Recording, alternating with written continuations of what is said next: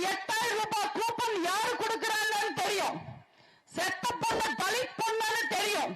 ஆனா வாய திறக்காம வாய மூடிக்கிட்டு இருக்காரு. இது நியாயமா?